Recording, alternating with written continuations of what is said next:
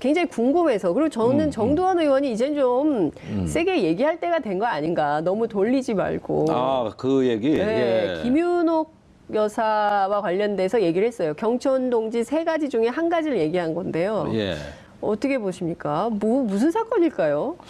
정두원 의원은 저하고 굉장히 개인적으로 친합니다. 아. 예, 제가 이 문제를 아직 안 물어봤을 따름이지 네. 제가 물어보면 좀 말씀을 네. 해주시지 않을까 기대는 하고 있는데 네. 포럼도 같이 하고 있고. 네.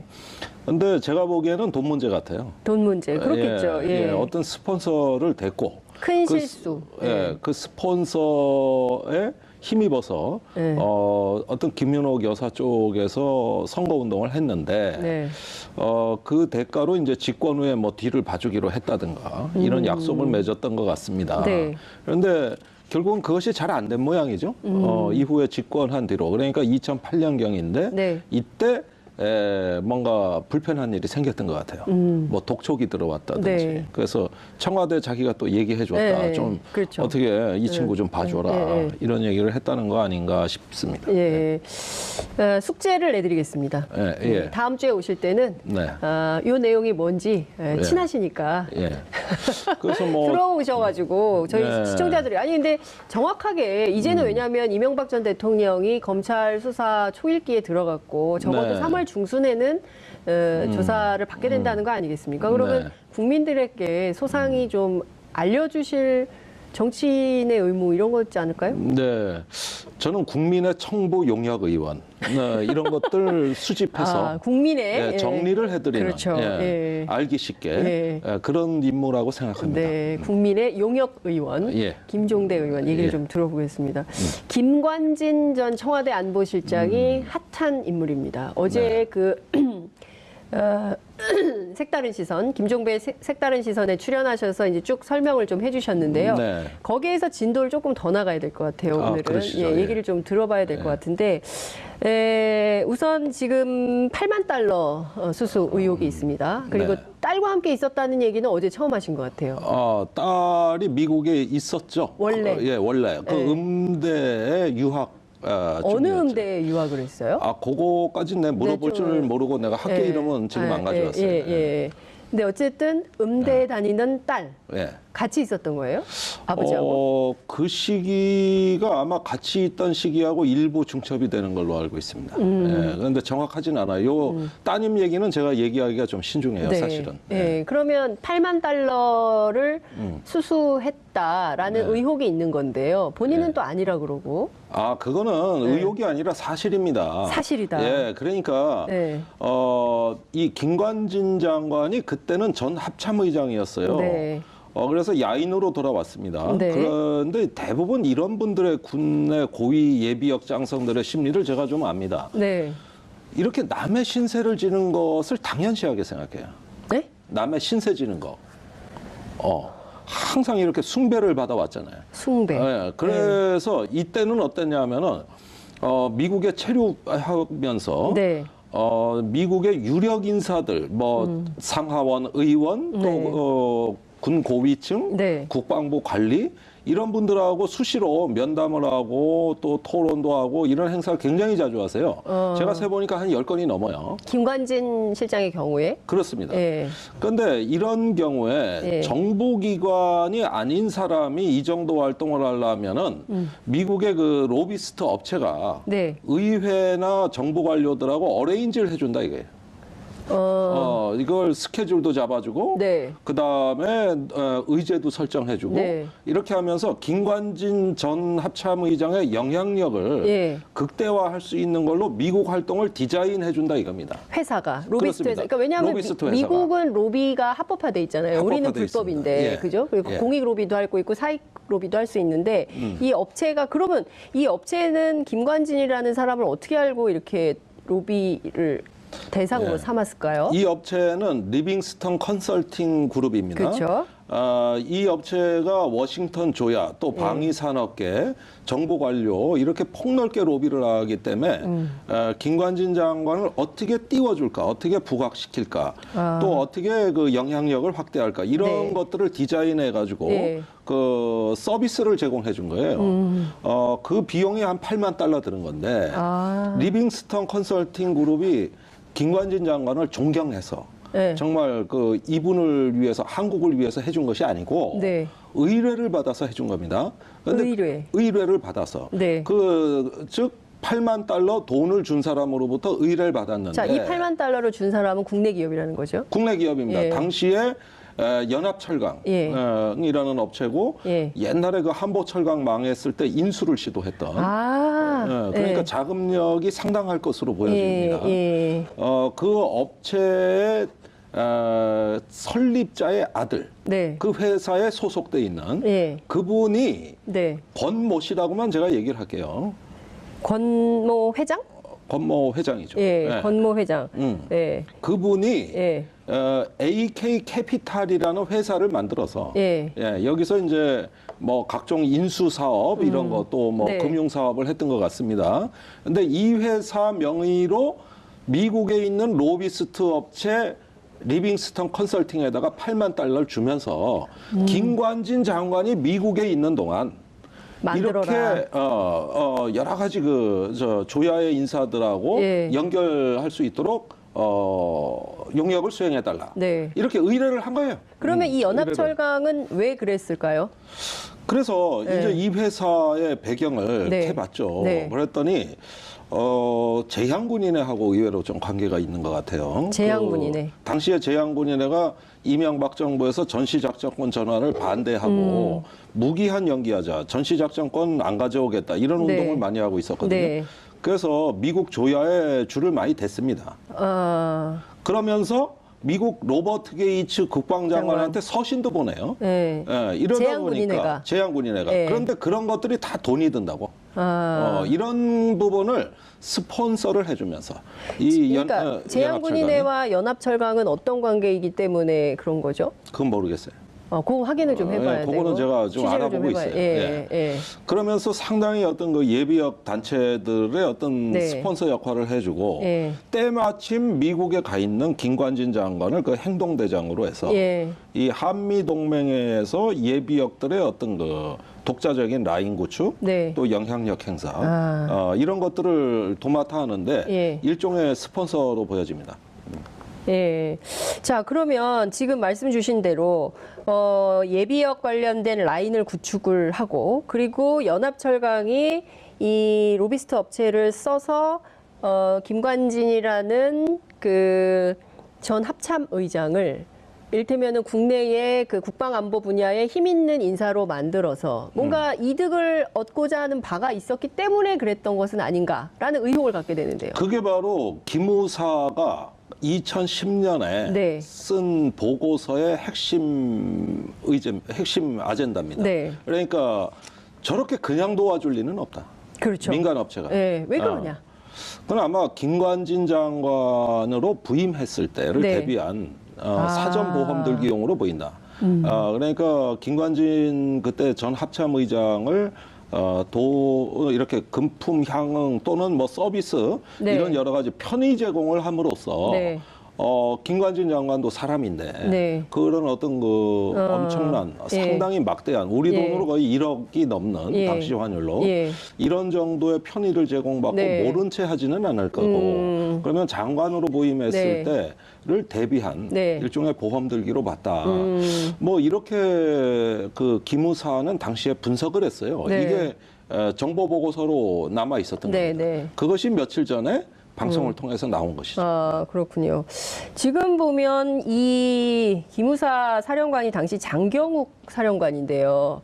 이 장경욱 사령관의 얘기를 좀 들어서 이를테면은 정상적인 정권이라면 기무사에서 이런 보고서를 썼으면 이 보고서를 토대로 해서 김관진 장관을 좀 조사를 해봤어야 됐던 거 아닌가? 요거 사실관계를 좀 정리해드려야 되겠는데 2010년 당시에는 네, 이명박 정부 시절이고 예, 예. 당시 기무사령관은 장경욱 사령관이 아니죠. 네.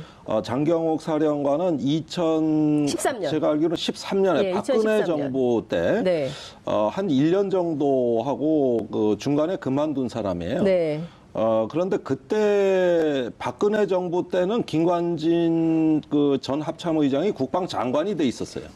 이때 기무사령관입니다. 이때가 장경욱 사령관인데 예, 예. 그 장경욱 사령관이 어느 날 네. 아마 제 기억으로는 2013년 8월에 예. 김관진 장관의 부적절한 행태에 대해 청와대 보고서를 씁니다. 예. 그게 뭐냐 하면은 김관진 장관이 미국 있을 때 자주 만나던 예. 육사 38기 출신의 예비역 중령이 있다. 이 사람이 건설 브로커다. 이 건설 브로커가 네. 김관진 장관에게 여러 가지 편의를 제공했다. 아까 얘기한 그 연합철관과 또 별개의 인물이에요. 네, 또 별개의 인물입니다. 그러니까 이게 지금 한두 가지가 아니네요. 네. 우선 네, 정리를 한두 가지가 아니에요. 연합철관 건은 별건으로 별건이고 놓고 이건 딴 건이에요. 건. 그리고 국내 귀국해서 장관이 됐을 때 이 건설 브로커 이 씨가 속한 건설업체 비읍자가 들어갑니다. 네. 이 업체가 어디예요? 비읍이면? 아니 그러니까 예, 그 이름을 안 안 밝히려고 밝히고. 부자로 시작되는 것까지만 말씀드릴게요. 그렇구나. 네. 그런데 이 업체가 네. 기무사 이전공사, 네. 또 연평도의 그 서북도서 그 요새화 사업이라고 네. 진지공사, 네. 그다음에 계룡대의 또 군공사, 이래서 약 한 1,400억 원어치의 공사를 수주했고 1,300억. 400억. 1,400억. 공사를 수주했고 예. 그 공사 수주한 거는 그렇다 치더라도 예. 공사 기한을 못 맞춘 예.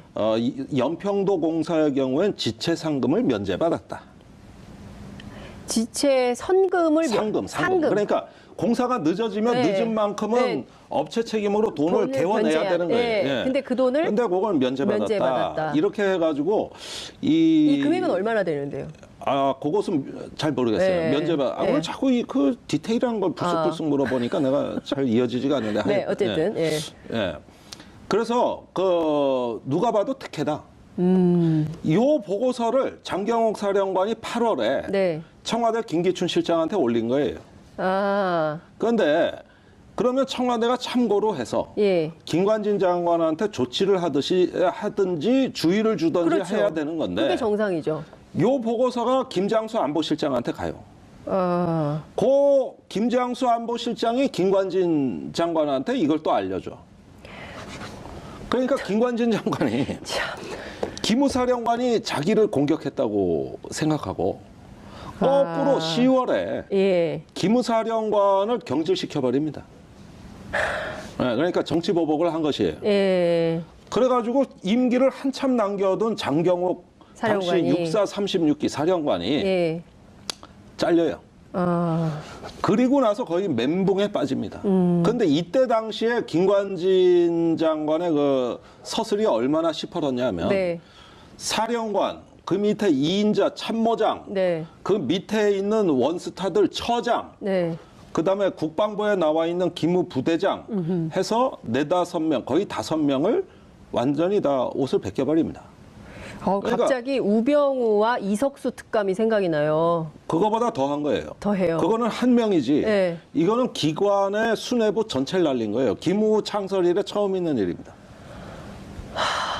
그래가지고 기무사의 하여간 중요직위자들을 전부 목을 잘라버린 거예요. 그러니까 일종의 이게 장경욱 라인이다. 나를 치려고 한다. 해서 싹 다 정리를 전부 다 정리를 해버린다는 거잖아요. 전부 다. 그래가지고 기무사가 초토화됩니다. 아주 대란이 일어난 거예요. 대란. 그리고 그 자리에 네.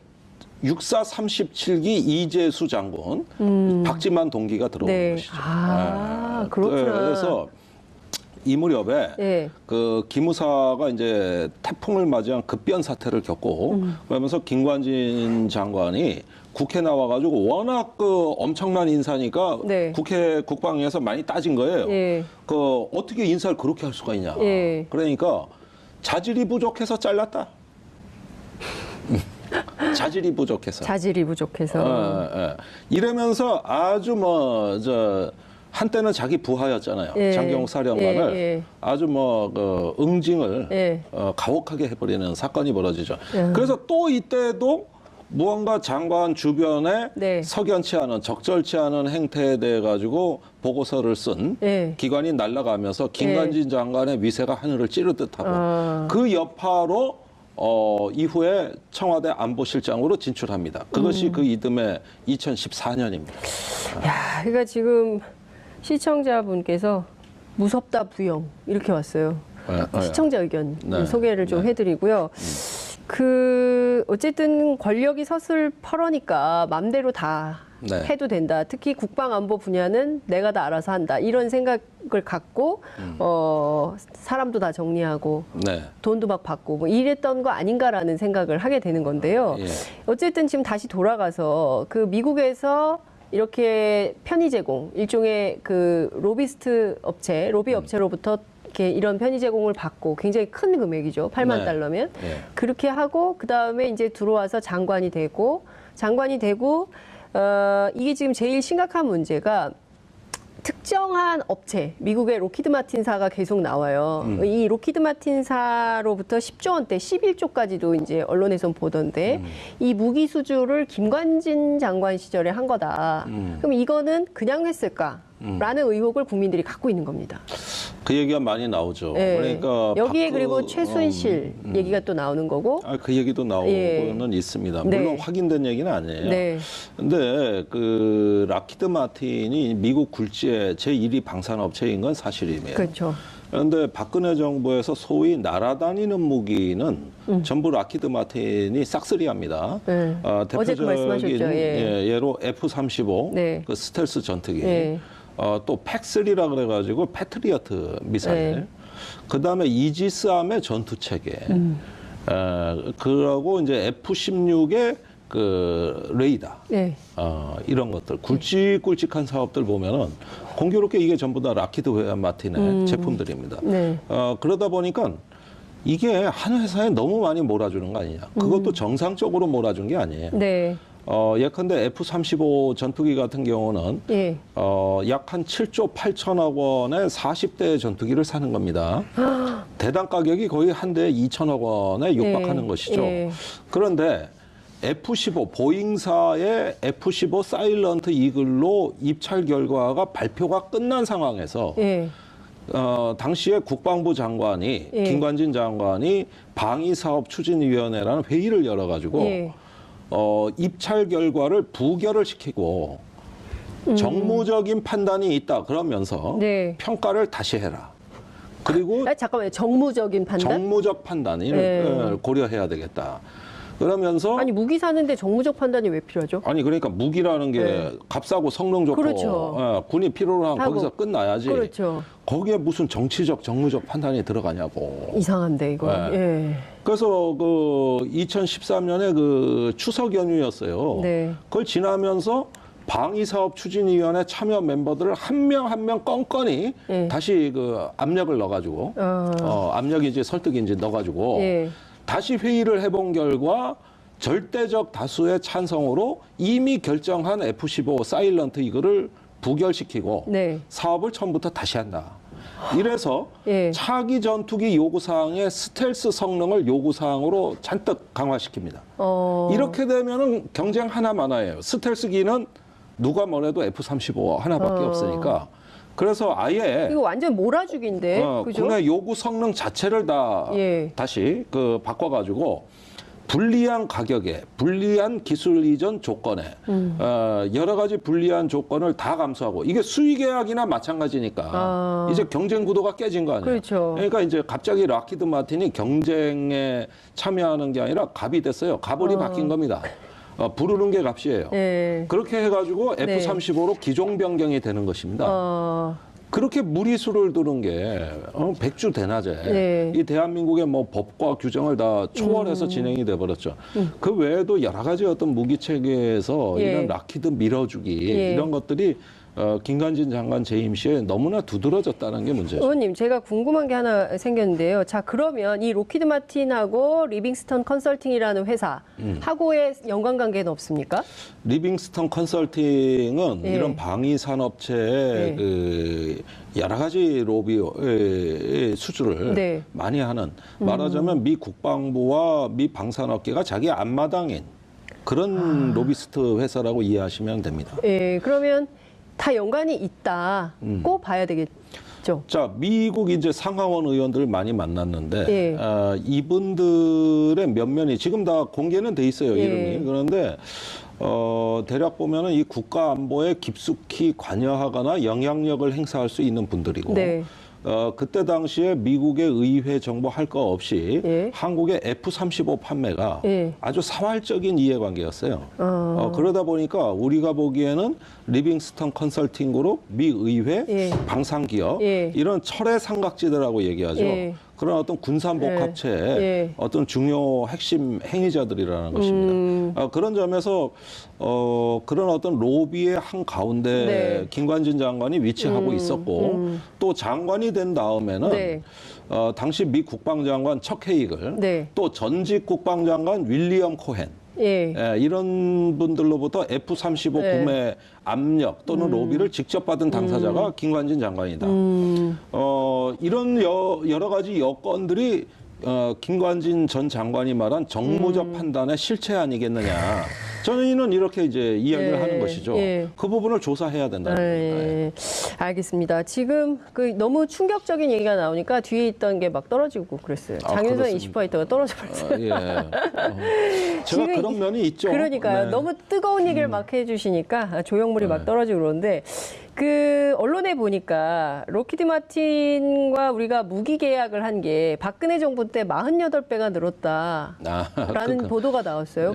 그것도 사실인가요? 아니, 그러니까 그 이전 정부는 주로 보잉사라든가 이런 데가 많이 했고, 락히드 마틴이 한동안 한국에서 굶었다고요. 그러니까 굶어서.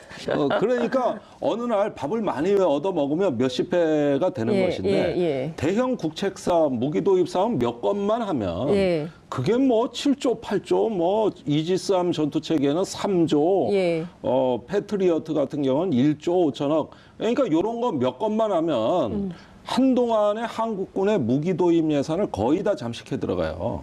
그러니까 차이가 커지는 것이죠. 근데 로키드 마틴사의 제품이 싸고 우수해서 쓴 게 아닌 거잖아요. 지금 의원님 말씀을 좀 들어보면 정무적 판단이 필요했다는 거 아니에요? 무리하게 막 기존까지 바꿔가면서 이렇게 법을 위반했다고 저는 보는데, 아무리 김 장관이라 하더라도 장관이 원래 무기 이거사 저거사 이런 자리가 아니에요. 정상적으로 가든 평가, 입찰 이런 게 다 정상적으로 가던 거고, 방위사업청이 발표를 다 했고, 이걸 국방부가 나서서 부결을 시켰다. 그러면 방사청 이런 거 하라고 만든 기관인데 그걸 장관이 뒤집어 엎을 것 같았으면은 법이 왜 필요하고 방위사업청이 왜 필요합니까? 그러니까요. 지금 시청자 의견이 들어왔어요. 쩐무적 판단이겠죠. 정무적 판단이 아니라 이 쩐무적 판단이다. 쩐. 대단하신 시청자들. 그러니까 이슈파이터 보시는 분들이요. 보통 분들이 아닙니다. 이게 웬만한 대단하세요. 시사평론가보다 더한 식견이 있으신 분들이에요. 감사합니다. 쩐무적 판단. 이런 거 얘기하기가 쉽지 않거든요. 이거 바로바로 딱 떠오른다는 게 정말 대단한데. 그러면 이 무기 계약이 급증할 때 당시 장명진 방위사업청장은 무슨 일을 했을까요? 그분이 그 박근혜 대통령 서강대 전자공학과 동기 동창이거든. 친구, 프렌드군요. 그렇습니다. 그래서 이제 프렌들리 해서 그 인연으로 방위사업청장으로 오신 분이에요. 근데 이분하고 제가 티격태격 많이 싸웠죠. 장명진 방위사업청장은 국방과학연구소에서 이제 거의 옷을 벗을 위치에 있다가 예상외로 발탁이 돼가지고 일약 방위사업청장에 오른 인물이고 세간의 관심을 끌어왔습니다. 근데 이분이 이제 주로 청와대에 가서 정무적 판단을 또 전달받는 하나의 경로를 이루고 있습니다. 당시에 F-35와 같은 락히드 마틴의 무기는 김관진 장관을 통한 어떤 로비 압력도 있었지만 박근혜 대통령한테 직접 박근혜 대통령에게 직접? 직접 로비 라인도 있었다. 미국으로부터. 예. 아니 그러니까 다시 한번요. 미국으로부터 박근혜 대통령을 통해서 직접 이 무기를 사시오라는 압력이 있었다. 예, 있었다. 미국 누구 어디요? 압력이라기보다는 로비라고 봐야 되겠죠. 로비. 예. 이게 업체 그러니까 그 로키드 마틴사를 얘기하시는 겁니까? 로키드 마틴사에서 그 모종의 방법으로 박근혜 대통령한테 그 락히드 마틴의 이 무기에 사인을 하도록 모든 이런 국책 사업의 최종 결재권자는 대통령이니까. 그렇죠. 그렇게 했는데 제가 그거는 정말 다음 시간에 한번 제가 어떤 경로로 그게 전달이 되는가는 밝혀드릴게요. 아니 지금 조금 그 대신 한 가지 새로운 단독 팁을 드릴 것은 정호성 비서관. 정호성 비서관. 그 구속돼 있죠. 방위사업청까지 찾아와서 F-35가 좋은 거 아니냐. 언제요? 언제 찾아왔어요? 2013년에. 2013년. 몇 월이요? 그거까지. 아니, 오늘 자꾸 디테일에 그러니까 너무... 이 스토리에 집중하세요. 스토리에 집중하세요. 죄송해요. 제가 옛날에 취재하던 버릇이 자꾸 나와가지고 여기는 죄송합니다. 이제 토크하는데 취재는 불 꺼지면 하는 거예요. 그게 취재입니다. 그러니까 정호성 비서관이 사라 그랬다. 아니 그때 그 FX 차기 전투기 사업 회의를 하는데 정호성 비서관이 방위사업청 관계자들한테 F-35가 좋은 거 아니냐. 이런 이야기를 듣고 깜짝 놀랐다. 이런 증언을 제가 확보해 놓은 게 있습니다. 그러니까 당시에 어느 순간부터인가 문고리 권력들이 이거에 관심을 갖기 시작했어요. 그건 대통령의 관심이 있으니까 그런 겁니다. 그리고 그 사람들 무기 체계에 대해 잘 모릅니다. 그렇죠. 그런데 이런 이야기를 할 수 있다는 것은 상당히 이례적인 일이고 특정 기종을 편들었다는 건데 그게 락히드 마틴 제품들이란 말이죠. 그래서 어떤 우리가 알지 못하는 새로운 비선 라인에 의해 가지고 대통령한테 이 무기에 대한 설명이 있었고 그 다음에 문고리 권력이 방위사업청이나 관계자들한테 락히드 무기가 우수한 무기 아니냐 이런 이야기를 한 것으로 제가 확인하고 있습니다. 그 정호성 비서관이 로키드 마틴과 관련돼서 뭔가 모종의 무기 구매에 개입한 의혹은 제기가 된 것 같아요. 지난번에 국정농단 사태 때 이 얘기가 나왔는데 2013년에 직접 방위사업청에 가서 회의에 FX 사업 회의에 직접 가서 이런 얘기를 했다. 방위사업청으로 갔다는 얘기는 아니에요. 만난 자리에서 방위사업청 관계자를 만난 자리에서. 그건 청와대도 있는 것이죠. 장소는. 청와대에서요? 네, 청와대도 있고 방사청도 있고 제가 알기로는 다 해당되는 걸로 알고 있습니다. 청와대에서도 만나고 방사청에서도 만나서 F-15가 좋은 거 아니냐. F-15가 아니라 F-35가. 죄송합니다. F-35가 좋은 거 아니냐. 락히드 전투기가 좋은 거 아니냐. 그럼 이게 사실상 이거 사라는 얘기잖아요. 아니 그런데 본인은 그것이 어떤 경로로 얘기했는지 우리가 그걸 조사를 안 해봤으니까 모르지만 이거 검찰이 조사해봐야 듣는 사람 입장에서는 아니 이거 사라는 얘기 아니야? 청와대 비서관이 와서 얘기를 하면 이러는 거 아니에요? 그렇죠. 이렇게 좀 임팩트 있게 받아들였다는 얘기예요. 그래서 이런 것들이 어떤 딱히 무슨 법을 위반한 것인지가 지금 손에 잡히지가 않아서 그렇지 사실상 국정농단의 심각성으로 보면 이런 문제, 이 무기 도입 사업에 관여할 수 있는 사람들은 법으로 정해져 있거든요. 그런데 제3의 어떤 손이 개입을 했다든가 영향을 미쳤다 그러면은 이거는 상당한 수준의 국정농단이라고 할 수 있습니다. 그 한 가지 더 여쭤보고 싶은데요. 지금 그 대통령의 관심사라고 하셨어요. 대통령의 관심은 곧 최순실의 관심이기도 하지 않았나요? 지금까지 쭉 국정농단 상황을 보면. 아니 그러니까 우리가 조금 한 가지 약간 착각에 빠지기 쉬운 건 뭐냐 하면은 어떤 실세 비선 라인이 발견되면 모든 일은 거기서 다 했다고 생각하는 습관이 있어요. 이상득 그 형, 이명박 대통령 형에서 만사 형통. 모든 로비는 만사 형통 이상득 의원이다. 또 박근혜 정부라면은 뭐 최순실이다. 이렇게만 돼 있는데 비선 라인은 그렇게 하나가 존재하는 것이 아니라 몇 개가 복수로 존재합니다. 그 중에서 제일 센 게 이상득 또는 최순실이라는 얘기지 이 무기 도입에 관해서는 다른 제3의 인물도 존재한다는 걸 제가 알려드리겠습니다.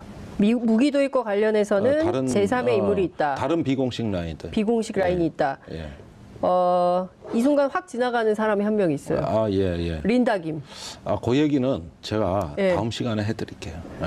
자꾸 다음 시간을 예고하셔서 이 궁금증이. 아니 그런데 다음 주에 또 보셔야 될 것 같아요, 시청자 여러분. 오늘 제가 끝내보려고 했는데 안 되네. 다음 주에 계속. 지금 못 밝히는 이유가 있습니다. 제가 못 밝히는 이유가 있다. 못 밝히는 이유가 있어요. 그럼 여기까지 무기도입과 박근혜 정부 시절에 무기도입과 관련해서 제3의 인물 비공식 라인이 있다. 최순실이 아닌 또 다른 인물이 있다. 예, 맞습니다. 그 사람이 누군지는 다음 시간에. 다음 시간에 기다릴 수가 없을 것 같아요. 다음 주 월요일 날 나오시죠. 뭐 급할 거 없어요. 시간 많습니다. 어차피 이제 너무 궁금한데 이거.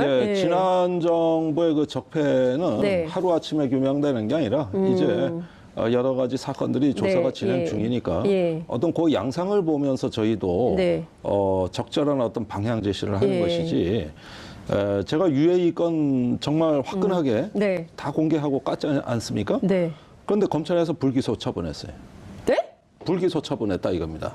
그 시민단체가 아니 한 주 사이에 엄청난 일이 있었네요. 시민단체가 고발한 사건에 대해서 검찰이 불기소했다고요? 불기소했습니다. 이유는요? 불기소 사유가 뭡니까? 아니 불기소가 아니라 아예 무혐의 처리한 거예요. 무혐의.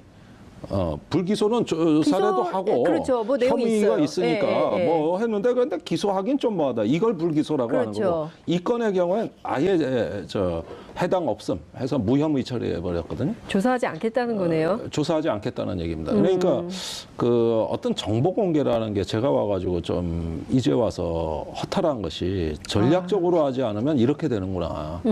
그래서 저는 또 결과를 걱정해야 될 사람이기 때문에 앞으로 정말 폭로하는 것만이 능사가 아니구나 하는 걸 이번 기회에 깨달았습니다. 전략적으로 잘 해야 되는 것이죠. 그런데 여야가 국정조사 취소하고 다 덮기로 하는 순간 검찰이 따라가더라고. 그러니까요. 그게 그렇게 해서 그렇게 된 겁니다. 정치 상황 때문에 검찰이 결국은 부담되는 거 수사 안 하겠다 이래 된 건데 적폐 중에 적폐입니다. 그러니까요. 이거 그냥 묻을 수가 없는 건데 어쨌든 요게 이제 오늘 의원님께서 처음 말씀하셨기 때문에 또 시민사회가 움직임이 있을 거고요. 또 이슈파이터가 계속 팔로우를 할 거기 때문에요. 계속 보시죠. 2015년 4월 27일 주간동아 보도를 보면요. 로키드 마틴의 메릴린 휴슨 회장이 방한을 하거든요. 와서 최순실을 만났다. 만났을 가능성이 있다라는 보도가 나와요. 요 얘기도 다음 시간에. 아니 그거는 옵니다. 왔는데 그때 온 목적이 차기 전투기 사업 수주 경쟁을 앞두고 또 전투기뿐만 아니라 기타 등등의 무기 협력을 위해서 한국에 온 겁니다. 그거는 제가 온다는 소식은 듣고 있었어요. 근데 최순실을 만났다 하는 부분에서는 확인된 적 없습니다. 그거는 그 소문은 많이 떠돌아다니는 건 사실입니다만은 그때 최순실을 만났다. 저는 사실 그렇게 믿지는 않아요. 그런데 그때 당시에 왔을 때 박근혜 대통령을 접촉할 수 있는 라인을 찾은 건 사실이에요. 거기에는 다른 로비스트가 관련돼 있어요.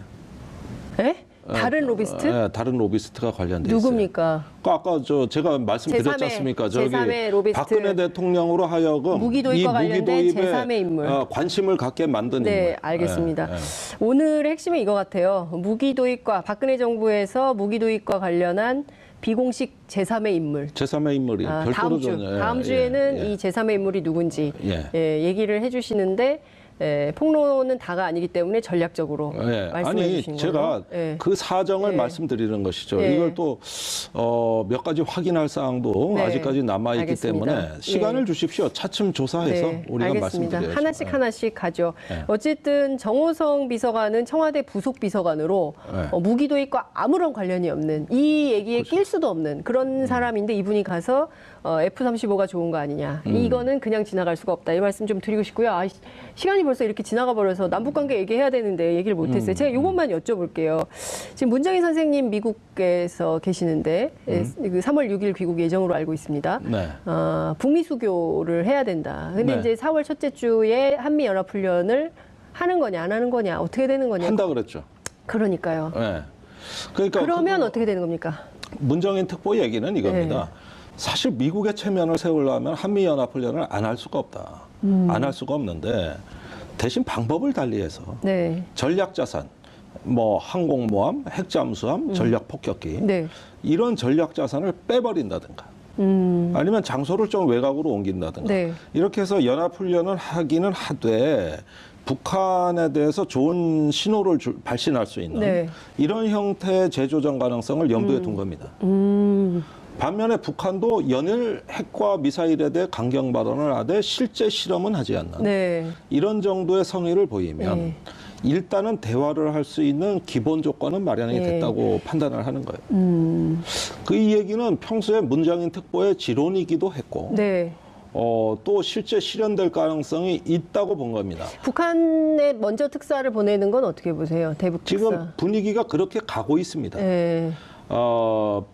오늘 이제 언론 보도들은 네. 대미 특사보다 대북 특사를 먼저 보낼 것 같다. 네. 이런 관측들이 나오기 시작을 했죠. 네. 자, 그런데 여기에서 대미 특사를 보내기는 보내야 된단 말이에요. 남북 관계 정상화를 그렇죠. 위해서라도. 그래서 이 부분이 뭐가 먼저냐 하는 건데 원래는 북한을 지금 만나왔으니까 이번엔 대미 특사가 그렇죠. 갈 순서예요. 맞아요. 사실은. 그런데 그것이 여의치 않다면 대북 특사라도 먼저 보낼 수 있다는 뜻인데 저는 그거 중요하지 않다고 보는 게 어차피 북한이 내려옵니다.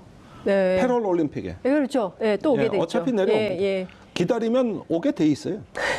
너무 보내는 거 안 서둘러도 여기서 하면 된다.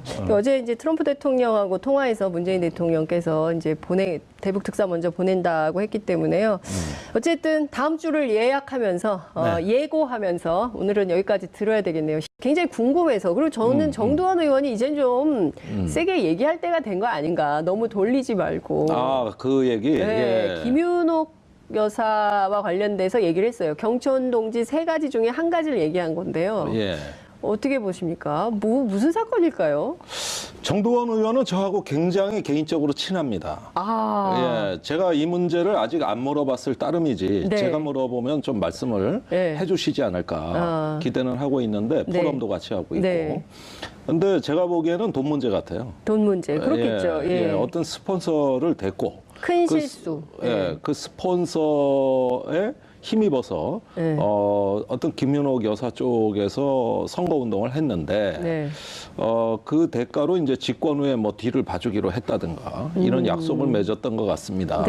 그런데 결국은 그것이 잘 안 된 모양이죠. 이후에 집권한 뒤로 그러니까 2008년경인데 이때 뭔가 불편한 일이 생겼던 것 같아요. 뭐 독촉이 들어왔다든지. 그래서 청와대 자기가 또 얘기해 줬다. 좀 그렇죠. 어떻게 이 친구 좀 봐줘라. 이런 얘기를 했다는 거 아닌가 싶습니다. 숙제를 내드리겠습니다.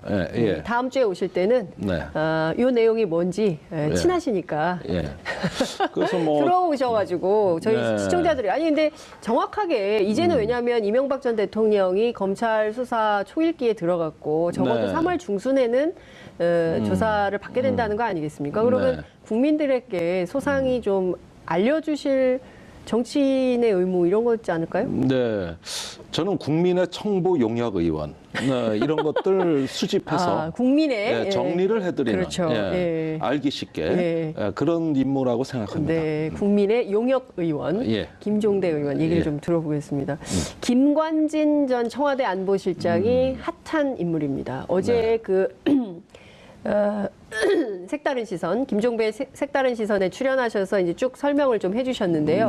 거기에서 진도를 조금 더 나가야 될 것 같아요. 오늘은 얘기를 좀 들어봐야 될 것 같은데 우선 지금 8만 달러 수수 의혹이 있습니다. 그리고 딸과 함께 있었다는 얘기는 어제 처음 하신 것 같아요. 딸이 미국에 있었죠. 원래. 원래 그 음대에 유학. 어느 음대에 유학을 했어요? 그거까지는 내가 물어볼 줄 모르고 내가 학교 이름은 지금 안 가져왔어요. 근데 어쨌든 음대에 다니는 딸 같이 있었던 거예요? 아버지하고? 그 시기가 아마 같이 있던 시기하고 일부 중첩이 되는 걸로 알고 있습니다. 그런데 정확하지는 않아요. 따님 얘기는 제가 얘기하기가 좀 신중해요, 사실은. 그러면 8만 달러를 수수했다라는 의혹이 있는 건데요. 본인은 또 아니라 그러고. 그거는 의혹이 아니라 사실입니다. 사실이다. 그러니까 이 김관진 장관이 그때는 전 합참의장이었어요. 그래서 야인으로 돌아왔습니다. 네. 그런데 대부분 이런 분들의 군내 고위 예비역 장성들의 심리를 제가 좀 압니다. 네. 이렇게 남의 신세를 지는 것을 당연시하게 생각해요. 네? 남의 신세 지는 거. 항상 이렇게 숭배를 받아왔잖아요. 숭배. 네, 그래서 이때는 어땠냐면은 미국에 체류하면서 네. 미국의 유력 인사들, 뭐 상하원 의원, 네. 또 군 고위층, 네. 국방부 관리 이런 분들하고 수시로 면담을 하고 또 토론도 하고 이런 행사를 굉장히 자주 하세요. 제가 세보니까 한 10건이 넘어요. 김관진 실장의 경우에? 그렇습니다. 예. 그런데 이런 경우에 예. 정보기관이 아닌 사람이 이 정도 활동을 하려면은 미국의 그 로비스트 업체가 네. 의회나 정부 관료들하고 어레인지를 해준다 이거예요. 이걸 스케줄도 잡아주고, 네. 그 다음에 의제도 설정해주고, 네. 이렇게 하면서 김관진 전 합참의장의 영향력을 예. 극대화할 수 있는 걸로 미국 활동을 디자인해준다 이겁니다. 회사가 로비스트 회사. 그렇습니다. 그러니까 왜냐하면 로비스트 회사가. 미국은 로비가 합법화돼 있잖아요. 우리는 합법화돼 불법인데, 있습니다. 예. 그죠? 그리고 예. 공익 로비도 할 거 있고 사익 로비도 할 수 있는데 이 업체가 그러면 이 업체는 김관진이라는 사람을 어떻게 알고 이렇게 로비를 대상으로 예. 삼았을까요? 이 업체는 리빙스턴 컨설팅 그룹입니다. 그렇죠. 이 업체가 워싱턴 조야 또 방위산업계 정보 관료 이렇게 폭넓게 로비를 하기 때문에 김관진 장관을 어떻게 띄워줄까, 어떻게 부각시킬까, 또 어떻게 그 영향력을 확대할까 이런 네. 것들을 디자인해 가지고 네. 그 서비스를 제공해 준 거예요. 그 비용이 한 8만 달러 드는 건데 리빙스턴 컨설팅 그룹이 김관진 장관을 존경해서 네. 정말 그 이분을 위해서 한국을 위해서 해준 것이 아니고 네. 의뢰를 받아서 해준 겁니다. 그런데 의뢰를 받아서 네. 즉 8만 달러 돈을 준 사람으로부터 의뢰를 받았는데 자, 이 8만 달러를 준 사람은 국내 기업이라는 거죠? 국내 기업입니다. 예. 당시에 연합철강이라는 업체고 예. 옛날에 그 한보철강 망했을 때 인수를 시도했던 그러니까 예. 자금력이 상당할 것으로 보여집니다. 예. 그 업체의 설립자의 아들, 네. 그 회사에 소속돼 있는 예. 그분이 네. 권모 씨라고만 제가 얘기를 할게요. 권모 회장? 권모 회장이죠. 예, 네. 권모 회장. 예. 그분이 예. AK 캐피탈이라는 회사를 만들어서 예. 여기서 이제 뭐 각종 인수 사업 이런 것도 뭐 네. 금융 사업을 했던 것 같습니다. 근데 이 회사 명의로 미국에 있는 로비스트 업체 리빙스턴 컨설팅에다가 8만 달러를 주면서 김관진 장관이 미국에 있는 동안 만들어라. 이렇게 여러 가지 조야의 인사들하고 예. 연결할 수 있도록 용역을 수행해달라. 네. 스토리에 집중하세요. 스토리에. 스토리에 집중하세요. 죄송해요. 제가 옛날에 취재하던 버릇이 자꾸 나와가지고. 여기는 죄송합니다. 이제 토크하는데 궁금하거든요. 취재는 예. 불 꺼지면 하는 거예요. 그게 취재입니다. 그러니까 예. 정호성 비서관이 사라 그랬다. 아니 그때 그 FX 이 차기 전투기 사업 회의를 하는데 정호성 비서관이 방위사업청 관계자들한테 F-35가 좋은 거 아니냐. 이런 이야기를 듣고 깜짝 놀랐다. 이런 증언을 제가 확보해 놓은 게 있습니다. 그러니까 당시에 어느 순간부터인가 문고리 권력들이 이거에 관심을 갖기 시작했어요. 그건 대통령의 관심이 있으니까 그런 겁니다. 그리고 그 사람들 무기 체계에 대해 잘 모릅니다. 그렇죠. 그런데 이런 이야기를 할 수 있다는 것은 상당히 이례적인 일이고 특정 기종을 편들었다는 건데 그게 락히드 마틴 제품들이란 말이죠. 그래서 어떤 우리가 알지 못하는 새로운 비선 라인에 의해 가지고 대통령한테 이 무기에 대한 설명이 있었고 그 다음에 문고리 권력이 방위사업청이나 관계자들한테 락히드 무기가 우수한 무기 아니냐 이런 이야기를 한 것으로 제가 확인하고 있습니다. 그 정호성 비서관이 로키드 마틴과 관련돼서 뭔가 모종의 무기 구매에 개입한 의혹은 제기가 된 것 같아요. 지난번에 국정농단 사태 때 이 얘기가 나왔는데 2013년에 직접 방위사업청에 가서 회의에 FX 사업 회의에 직접 가서 이런 얘기를 했다. 방위사업청으로 갔다는 얘기는 아니에요. 만난 자리에서 방위사업청 관계자를 만난 자리에서. 그건 청와대도 있는 것이죠. 장소는. 청와대에서요? 네, 청와대도 있고 방사청도 있고 예. 제가 알기로는 다 해당되는 걸로 알고 있습니다. 청와대에서도 만나고 방사청에서도 만나서 F-15가 좋은 거 아니냐? F-15가 아니라 F-35가. 죄송합니다. F-35가 좋은 거 아니냐? 라키드 전투기가 좋은 거 아니냐? 그럼 이게 사실상 이거 사라는 얘기잖아요. 아니 그런데 본인은 그것이 어떤 경로로 얘기했는지 우리가 그걸 조사를 안 해봤으니까 모르지만 이거 검찰이 조사해봐야 듣는 사람 입장에서는 아니 이거 사라는 얘기 아니야? 청와대 비서관이 와서 얘기를 하면 이러는 거 아니에요? 그렇죠. 이렇게 그 좀 임팩트 있게 받아들였다는 얘기예요. 그래서 이런 것들이 어떤 딱히 무슨 법을 위반한 것인지가 지금 손에 잡히지가 않아서 그렇지. 사실상 국정농단의 심각성으로 보면 이런 문제, 이 무기 도입 사업에 관여할 수 있는 사람들은 법으로 정해져 있거든요. 그런데 제3의 어떤 손이 개입을 했다든가 영향을 미쳤다 그러면은 이거는 상당한 수준의 국정농단이라고 할 수 있습니다. 그 한 가지 더 여쭤보고 싶은데요. 지금 그 대통령의 관심사라고 하셨어요. 대통령의 관심은 곧 최순실의 관심이기도 하지 않았나요? 지금까지 쭉 국정농단 상황을 보면 아니 그러니까 그 우리가 조금 한 가지 약간 착각에 빠지기 쉬운 건 뭐냐 하면은 어떤 실세 비선 라인이 발견되면 모든 일은 거기서 다 했다고 생각하는 습관이 있어요. 이상득 그 형, 이명박 대통령 형에서 만사 형통, 모든 로비는 만사 형통 이상득 의원이다. 또 박근혜 정부라면은 뭐 최순실이다. 이렇게만 돼 있는데 비선 라인은 그렇게 하나가 존재하는 것이 아니라 몇 개가 복수로 존재합니다. 그 중에서 제일 센 게 이상득 또는 최순실이라는 얘기지. 이 무기 도입에 관해서는 다른 제3의 인물도 존재한다는 걸 제가 알려드리겠습니다. 무기 도입과 관련해서는 다른, 제3의 인물이 있다. 다른 비공식 라인들. 비공식 라인이 있다. 이 순간 확 지나가는 사람이 한 명 있어요. 린다 김. 그 얘기는 제가 다음 시간에 해드릴게요. 자꾸 다음 시간을 예고하셔서 이 궁금증이. 그런데 다음 주에 또 보셔야 될 것 같아요, 시청자 여러분. 오늘 제가 끝내보려고 그랬는데 안 돼. 다음 주에 계속. 지금 못 밝히는 이유가 있습니다, 제가. 못 밝히는 이유가 있다. 못 밝히는 이유가 있어요. 그럼 여기까지 무기도입과 박근혜 정부 시절에 무기도입과 관련해서 제3의 인물 비공식 라인이 있다. 최순실이 아닌 또 다른 인물이 있다. 맞습니다. 그 사람이 누군지는 다음 시간에. 다음 시간에 기다릴 수가 없을 것 같아요. 다음 주 월요일 날 나오시죠. 뭐 급할 거 없어요.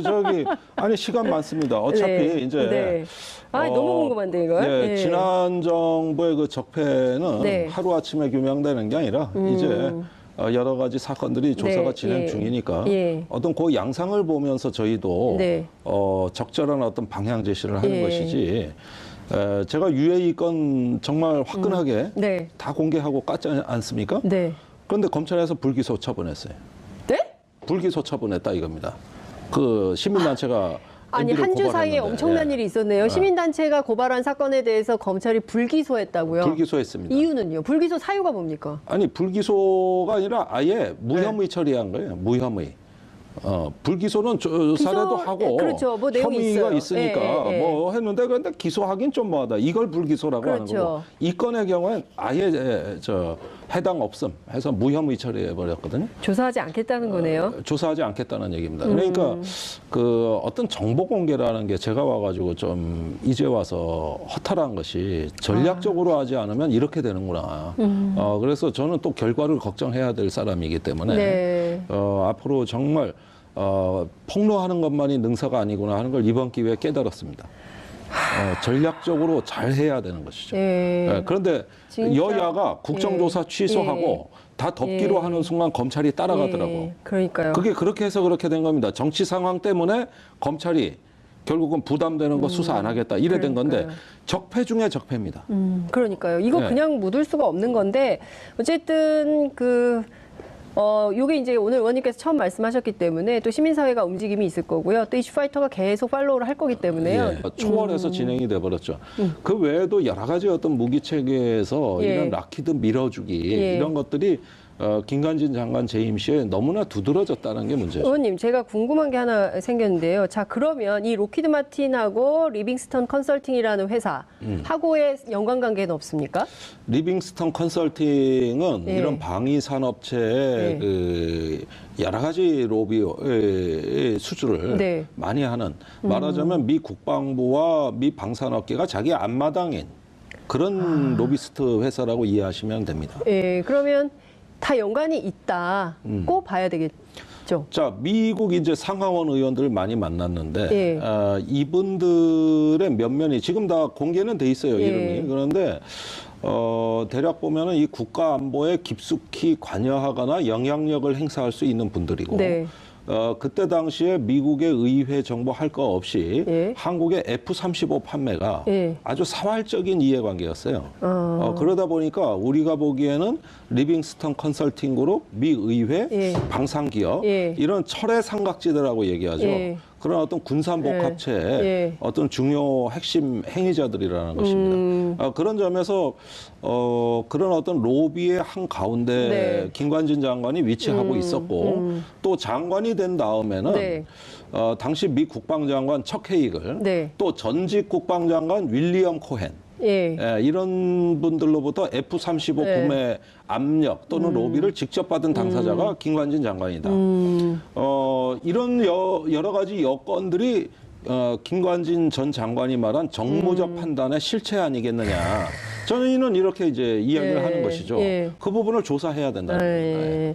알겠습니다. 지금 그 너무 충격적인 얘기가 나오니까 뒤에 있던 게 막 떨어지고 그랬어요. 장윤선 그렇습니다. 이슈파이터가 떨어져 버렸어요. 제가 지금 그런 면이 있죠. 그러니까요. 네. 너무 뜨거운 얘기를 막 해주시니까 조형물이 막 떨어지고 그러는데 그 언론에 보니까 로키드 마틴과 우리가 무기 계약을 한 게 박근혜 정부 때 48배가 늘었다라는 보도가 나왔어요. 그것도 사실인가요? 아니 그러니까 그 이전 정부는 주로 보잉사라든가 이런 데가 많이 했고 락히드 마틴이 한동안 한국에서 굶었다고요. 그러니까 어느 날 밥을 많이 얻어 먹으면 몇십 배가 되는 것인데 대형 국책사 무기 도입 사업 몇 건만 하면 그게 뭐 7조, 8조, 뭐 이지스함 전투 체계는 3조, 패트리어트 같은 경우는 1조 5천억. 그러니까 이런 거 몇 건만 하면 한동안에 한국군의 무기 도입 예산을 거의 다 잠식해 들어가요. 그러니까 차이가 커지는 것이죠. 근데 럭키드 마틴사의 제품이 싸고 우수해서 쓴 게 아닌 거잖아요. 지금 의원님 말씀을 좀 들어보면 정무적 판단이 필요했다는 거 아니에요? 무리하게 막 기존까지 바꿔가면서 이렇게 법을 위반했다고 저는 보는데 아무리 김 장관이라 하더라도 장관이 원래 무기 이거 사 저거 사 이런 자리가 아니에요. 정상적으로 가든 평가 입찰 이런 게 다 정상적으로 가든 거고 방위사업청이 발표를 다 했고 이걸 국방부가 나서서 부결을 시켰다. 그러면 방사청 이런 거 하라고 만든 기관인데 그걸 장관이 뒤집어 엎을 것 같았으면은 법이 왜 필요하고 방위사업청이 왜 필요합니까? 그러니까요. 지금 시청자 의견이 들어왔어요. 쩐무적 판단이겠죠. 정무적 판단이 아니라 이 쩐무적 판단이다. 대단하신 시청자들. 그러니까 이슈파이터 보시는 분들이요. 보통 분들이 아닙니다. 이게 웬만한 대단하세요. 시사평론가보다 더한 식견이 있으신 분들이에요. 감사합니다. 쩐무적 판단. 이런 거 얘기하기가 쉽지 않거든요. 이거 바로바로 딱 떠오른다는 게 정말 대단한데. 그러면 이 무기 계약이 급증할 때 당시 장명진 방위사업청장은 무슨 일을 했을까요? 그분이 그 박근혜 대통령 서강대 전자공학과 동기 동창이거든. 친구, 프렌드군요. 그렇습니다. 그래서 이제 프렌들리 해서 그 인연으로 방위사업청장으로 오신 분이에요. 근데 이분하고 제가 티격태격 많이 싸웠죠. 장명진 방위사업청장은 국방과학연구소에서 이제 거의 옷을 벗을 위치에 있다가 예상외로 발탁이 돼가지고 일약 방위사업청장에 오른 인물이고 세간의 관심을 끌어왔습니다. 근데 이분이 이제 주로 청와대에 가서 정무적 판단을 또 전달받는 하나의 경로를 이루고 있습니다. 당시에 F-35와 같은 락히드 마틴의 무기는 김관진 장관을 통한 어떤 로비 압력도 있었지만 박근혜 대통령한테 직접 박근혜 대통령에게 직접? 직접 로비 라인도 있었다. 미국으로부터. 예. 아니 미국의 그러니까 다시 한번요. 미국으로부터 박근혜 대통령을 통해서 직접 이 무기를 사시오라는 압력이 있었다. 예, 있었다. 미국 누구 어디요? 압력이라기보다는 로비라고 봐야 되겠죠. 로비. 예. 이게 업체 그러니까 그 로키드 마틴사를 얘기하시는 겁니까? 마틴사예요. 로키드 마틴사에서 그 모종의 방법으로 박근혜 대통령한테 그 락히드 마틴의 이 무기에 사인을 하도록 모든 이런 국책 사업의 최종 결재권자는 대통령이니까. 그렇죠. 그렇게 했는데 제가 그거는 정말 다음 시간에 한번 제가 어떤 경로로 그게 전달이 되는가는 밝혀드릴게요. 아니 지금 조금 그 대신 한 가지 새로운 단독 팁을 드릴 것은 정호성 비서관. 정호성 비서관. 그 구속돼 있죠. 방위사업청까지 찾아와서 F-35가 좋은 거 아니냐. 언제요? 언제 찾아왔어요?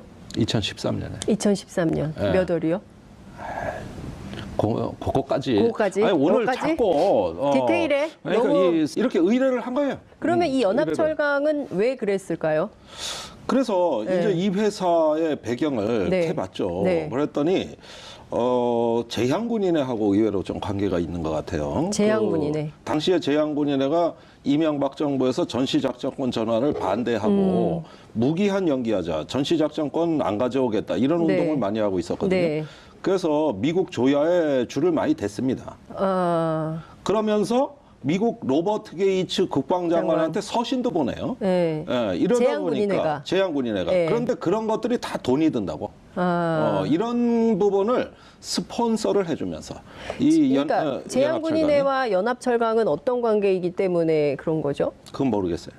그거 확인을 좀 해봐야 돼요. 그거는 제가 좀 알아보고 있어요. 그러면서 상당히 어떤 그 예비역 단체들의 어떤 스폰서 역할을 해주고 때마침 미국에 가 있는 김관진 장관을 그 행동대장으로 해서 이 한미 동맹에서 예비역들의 어떤 그 독자적인 라인 구축, 또 영향력 행사 이런 것들을 도맡아 하는데 일종의 스폰서로 보여집니다. 자, 그러면 지금 말씀 주신 대로 예비역 관련된 라인을 구축을 하고 그리고 연합철강이 이 로비스트 업체를 써서 김관진이라는 그 전 합참 의장을 이를테면은 국내의 그 국방안보 분야에 힘 있는 인사로 만들어서 뭔가 이득을 얻고자 하는 바가 있었기 때문에 그랬던 것은 아닌가라는 의혹을 갖게 되는데요. 그게 바로 기무사가 2010년에 쓴 보고서의 핵심 아젠다입니다. 그러니까 저렇게 그냥 도와줄 리는 없다. 그렇죠. 민간 업체가. 왜 그러냐? 그건 아마 김관진 장관으로 부임했을 때를 대비한 사전 보험 들기용으로 보인다. 그러니까 김관진 그때 전 합참의장을 이렇게 금품 향응 또는 뭐 서비스 이런 여러 가지 편의 제공을 함으로써 김관진 장관도 사람인데 그런 어떤 그 엄청난 상당히 막대한 우리 돈으로 거의 1억이 넘는 당시 환율로 이런 정도의 편의를 제공받고 모른 채 하지는 않을 거고 그러면 장관으로 부임했을 때를 대비한 일종의 보험 들기로 봤다. 뭐 이렇게 그 기무사는 당시에 분석을 했어요. 이게 정보 보고서로 남아 있었던 겁니다. 그것이 며칠 전에 방송을 통해서 나온 것이죠. 그렇군요. 지금 보면 이 기무사 사령관이 당시 장경욱 사령관인데요. 이 장경욱 사령관의 얘기를 좀 들어서 이를테면은 정상적인 정권이라면 기무사에서 이런 보고서를 썼으면 이 보고서를 토대로 해서 김관진 장관을 좀 조사를 해봤어야 됐던 거 아닌가? 요거 사실관계를 좀 정리해드려야 되겠는데 2010년 당시에는 이명박 정부 시절이고 당시 기무사령관은 장경욱 사령관이 아니죠. 장경욱 사령관은 13년. 제가 알기로는 13년에 박근혜 2013년. 정부 때 한 1년 정도 하고 그 중간에 그만둔 사람이에요. 그런데 그때 박근혜 정부 때는 김관진 그 전 합참의장이 국방장관이 돼 있었어요. 이때 기무사령관입니다. 이때가 장경욱 사령관인데 그 장경욱 사령관이 어느 날 아마 제 기억으로는 2013년 8월에 김관진 장관의 부적절한 행태에 대해 청와대 보고서를 씁니다. 네. 그게 뭐냐 하면은 김관진 장관이 미국 있을 때 자주 만나던 육사 38기 출신의 예비역 중령이 있다. 이 사람이 건설 브로커다. 이 건설 브로커가 네. 김관진 장관에게 여러 가지 편의를 제공했다. 아까 얘기한 그 연합철관과 또 별개의 인물이에요. 네, 또 별개의 인물입니다. 그러니까 이게 지금 한두 가지가 아니네요. 네. 우선 네, 한두 가지가 아니에요. 연합철관 건은 별건으로 별건이고 놓고 이건 딴건이에요. 딴건. 그리고 국내 귀국해서 장관이 됐을 때 이 건설 브로커 이 씨가 속한 건설업체 비읍자가 들어갑니다. 네. 이 업체가 어디예요? 비읍이면? 아니 그러니까 그 이름을 안 밝히려고 부자로 시작되는 것까지만 말씀드릴게요. 네. 그런데 이 업체가 네. 기무사 이전공사, 네. 또 연평도의 그 서북도서 그 요새화 사업이라고 네. 진지공사, 네. 그다음에 계룡대의 또 군공사, 이래서 약 한 1,400억 원어치의 공사를 수주했고 1,300억. 400억. 1,400억. 공사를 수주했고 예. 그 공사 수주한 거는 그렇다 치더라도 예. 공사 기한을 못 맞춘 예. 연평도 공사의 경우엔 지체 상금을 면제받았다. 지체 상금. 그러니까 공사가 늦어지면 네. 늦은 만큼은 네. 업체 책임으로 돈을 개원해야 되는 거예요. 예. 근데 그 돈을 그걸 면제받았다. 이렇게 해가지고 이 금액은 얼마나 되는데요? 그것은 잘 모르겠어요. 네. 면제받. 오늘 자꾸 그 디테일한 걸 불쑥불쑥 물어보니까 내가 잘 이어지지가 않는데. 네, 어쨌든. 예. 예. 그래서 누가 봐도 특혜다. 요 보고서를 장경옥 사령관이 8월에 네. 청와대 김기춘 실장한테 올린 거예요. 그런데 그러면 청와대가 참고로 해서 예. 김관진 장관한테 조치를 하든지 주의를 주든지 그렇죠. 해야 되는 건데. 그게 정상이죠. 요 보고서가 김장수 안보실장한테 가요. 그 김장수 안보실장이 김관진 장관한테 이걸 또 알려줘. 그러니까 김관진 장관이 기무사령관이 자기를 공격했다고 생각하고 거꾸로 10월에 예. 기무사령관을 경질시켜버립니다. 네, 그러니까 정치보복을 한 것이에요. 예. 그래가지고 임기를 한참 남겨둔 장경옥 사령관이. 당시 육사 36기 사령관이 예. 잘려요. 그리고 나서 거의 멘붕에 빠집니다. 그런데 이때 당시에 김관진 장관의 그 서슬이 얼마나 시퍼렀냐면 네. 사령관, 그 밑에 2인자 참모장, 네. 그 밑에 있는 원스타들 처장, 네. 그다음에 국방부에 나와 있는 기무부대장 해서 4, 5명, 거의 5명을 완전히 다 옷을 벗겨버립니다. 그러니까 갑자기 우병우와 이석수 특감이 생각이 나요. 그거보다 더한 거예요. 더해요. 그거는 한 명이지. 네. 이거는 기관의 수뇌부 전체를 날린 거예요. 기무 창설 이래 처음 있는 일입니다. 그래가지고 기무사의 하여간 중요직위자들을 전부 목을 잘라버린 거예요. 그러니까 일종의 이게 장경욱 라인이다. 나를 치려고 한다 해서 싹 다 정리를 전부 다 정리를 해버린다는 거잖아요. 전부 다. 그래가지고 기무사가 초토화됩니다. 아주 대란이 일어난 거예요. 대란. 그리고 그 자리에 네. 육사 37기 이재수 장군, 박지만 동기가 들어오는 네. 것이죠. 그렇구나. 그래서 이 무렵에 네. 그 기무사가 이제 태풍을 맞이한 급변 사태를 겪고 그러면서 김관진 장관이 국회 나와가지고 워낙 그 엄청난 인사니까 네. 국회 국방위에서 많이 따진 거예요. 예. 그 어떻게 인사를 그렇게 할 수가 있냐. 예. 그러니까 자질이 부족해서 잘랐다. 자질이 부족해서. 이러면서 아주 한때는 자기 부하였잖아요. 예. 장경욱 사령관을 예. 아주 응징을 가혹하게 해버리는 사건이 벌어지죠. 그래서 또 이때도 무언가 장관 주변에 석연치 않은 적절치 않은 행태에 대해 가지고 보고서를 쓴 기관이 날아가면서 김관진 장관의 위세가 하늘을 찌를 듯하고 그 여파로 이후에 청와대 안보실장으로 진출합니다. 그것이 그 이듬해 2014년입니다. 야, 그러니까 지금 시청자분께서 무섭다 부영 이렇게 왔어요. 시청자 의견 소개를 좀 해드리고요. 어쨌든 권력이 서슬 퍼러니까 맘대로 다 네. 해도 된다. 특히 국방안보 분야는 내가 다 알아서 한다. 이런 생각을 갖고 사람도 다 정리하고 네. 돈도 막 받고 뭐 이랬던 거 아닌가라는 생각을 하게 되는 건데요. 예. 어쨌든 지금 다시 돌아가서 그 미국에서 이렇게 편의 제공, 일종의 그 로비스트 업체, 로비 업체로부터 이렇게 이런 편의 제공을 받고 굉장히 큰 금액이죠. 8만 네. 달러면. 예. 그렇게 하고 그다음에 이제 들어와서 장관이 되고 이게 지금 제일 심각한 문제가 특정한 업체, 미국의 로키드 마틴사가 계속 나와요. 이 로키드 마틴사로부터 10조 원대, 11조까지도 이제 언론에선 보던데 이 무기 수주를 김관진 장관 시절에 한 거다. 그럼 이거는 그냥 했을까? 라는 의혹을 국민들이 갖고 있는 겁니다. 그 얘기가 많이 나오죠. 네. 그러니까 여기에 그리고 최순실 얘기가 또 나오는 거고. 그 얘기도 나오고는 있습니다. 물론 네. 확인된 얘기는 아니에요. 네. 근데 그 락히드 마틴이 미국 굴지의 제1위 방산업체인 건 사실이에요. 그렇죠. 그런데 박근혜 정부에서 소위 날아다니는 무기는 전부 락히드 마틴이 싹쓸이합니다. 네. 어제 그 말씀하셨죠. 예로 F-35, 네. 그 스텔스 전투기, 네. 또 팩3라 그래가지고 패트리어트 미사일, 네. 그다음에 이지스함의 전투 체계, 그러고 이제 F-16의 그 레이더, 네.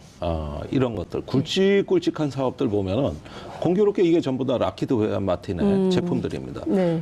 그러다 보니까 이게 한 회사에 너무 많이 몰아주는 거 아니냐. 그것도 정상적으로 몰아준 게 아니에요. 네. 예컨대 F-35 전투기 같은 경우는 예. 약 한 7조 8천억 원의 40대 전투기를 사는 겁니다. 대당 가격이 거의 한 대에 2천억 원에 육박하는 것이죠. 그런데 F-15 보잉사의 F-15 사일런트 이글로 입찰 결과가 발표가 끝난 상황에서 당시에 국방부 장관이 김관진 장관이 방위사업추진위원회라는 회의를 열어가지고 입찰 결과를 부결을 시키고 정무적인 판단이 있다 그러면서 평가를 다시 해라. 그리고 잠깐만요. 정무적인 판단? 정무적 판단을 고려해야 되겠다. 그러면서 아니 무기 사는데 정무적 판단이 왜 필요하죠? 아니 그러니까 무기라는 게 값싸고 성능 좋고 그렇죠. 군이 필요로 하면 거기서 끝나야지. 그렇죠. 거기에 무슨 정치적 정무적 판단이 들어가냐고. 이상한데 이거. 그래서 그 2013년에 그 추석 연휴였어요.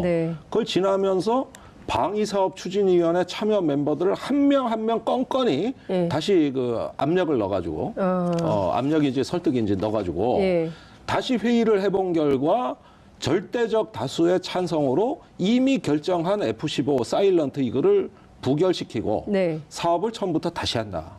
이래서 차기 전투기 요구사항의 스텔스 성능을 요구사항으로 잔뜩 강화시킵니다. 이렇게 되면은 경쟁 하나만화예요. 스텔스기는 누가 뭐래도 F-35 하나밖에 없으니까. 그래서 아예 이거 완전 몰아주기인데, 그죠? 군의 요구 성능 자체를 다 다시 그 바꿔가지고 불리한 가격에, 불리한 기술 이전 조건에 여러 가지 불리한 조건을 다 감수하고 이게 수의계약이나 마찬가지니까 이제 경쟁 구도가 깨진 거 아니에요. 그렇죠. 그러니까 이제 갑자기 락히드 마틴이 경쟁에 참여하는 게 아니라 갑이 됐어요. 갑을이 바뀐 겁니다. 부르는 게 값이에요. 그렇게 해가지고 F-35로 기종 변경이 되는 것입니다. 그렇게 무리수를 두는 게 백주 대낮에 이 대한민국의 뭐 법과 규정을 다